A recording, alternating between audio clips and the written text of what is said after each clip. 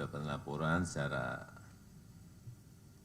baik tertulis maupun lisan dari PPATK mengenai itu. Jadi saya belum bisa berkomentar banyak, tetapi yang jelas sangat tidak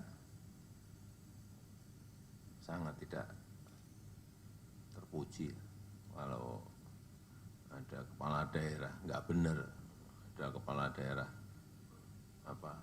itu nyimpen uang itu di kasino gitu. Saya belum dapat laporan, jadi nggak bisa bayangkan kok nyimpen uang kok di kasino.